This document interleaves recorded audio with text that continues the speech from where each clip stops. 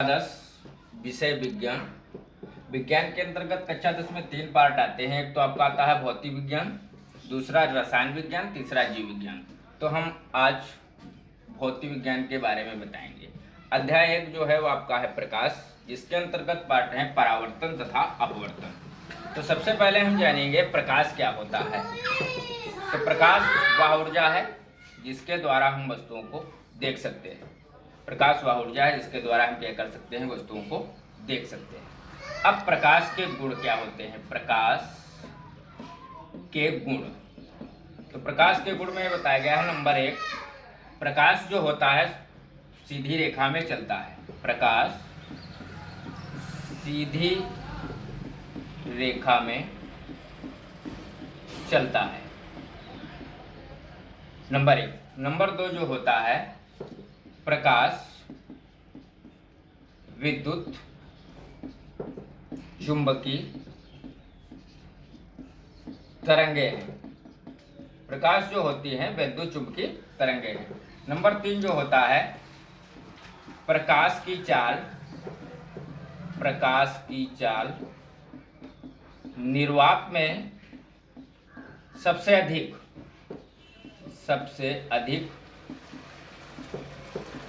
3 × 10⁸ metre प्रति second होती है।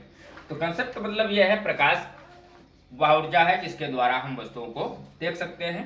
उसके बाद प्रकाश के गुण में प्रकाश सीधी रेखा में गमन कर सकता है अथवा चल सकता है। प्रकाश विद्युत चुंबकीय तरंगे हैं। प्रकाश की चाल निर्वात में सबसे अधिक होती है 3 × 10⁸ मीटर प्रति सेकंड। फिर हम जानेंगे परावर्तन प्रकाश का कैसे होता है। तो प्रकाश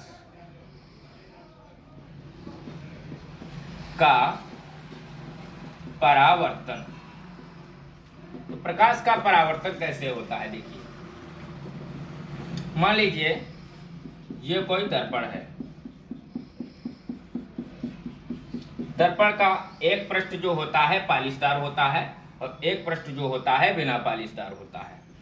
तो एक दर्पण हुआ, दर्पण पर कोई भी प्रकाश की किरण पड़ती है परावर्तक तल पर और पड़ने के बाद वो उसी माध्यम में वापस चली जाती है।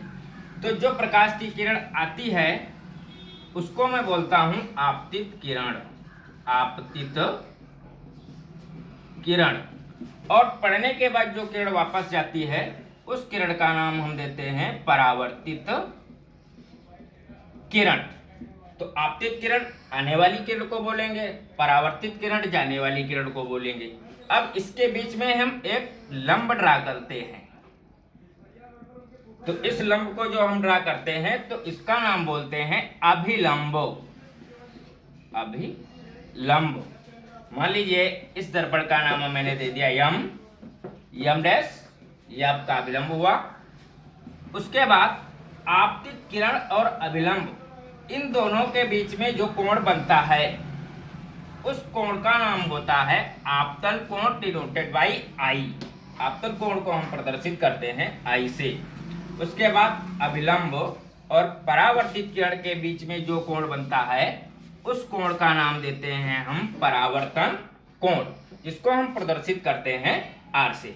तो कहने का मतलब प्रकाश के परावर्तन में हम ये कहेंगे कि जब कोई भी प्रकाश की किरण आती हुई किसी दर्पण के परावर्तक तल पर पड़ती है और पड़ने के बाद वो उसी माध्यम में वापस लौट जाती है, तो इस घटना को हम बोलेंगे प्रकाश का परावर्तन।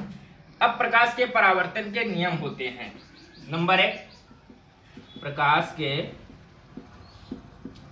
परावर्तन के नियम। नंबर 1 होता है आपतित किरण, जो किरण आ रही है, और परावर्तित किरण। आपतित किरण तथा परावर्तित किरण व आपतन बिंदु पर अभिलंब तीनों एक ही तल में होते हैं। आपतित किरण आपकी ये हुई, परावर्तित किरण ये हुई, आपतन बिंदु का अभिलंब ये हुआ तीनों का तल जो होता है देखिए एक ही होता है। नंबर 2, आपतन कोण जो होता है I परावर्तन कोण R के बराबर होता है। आपतन कोण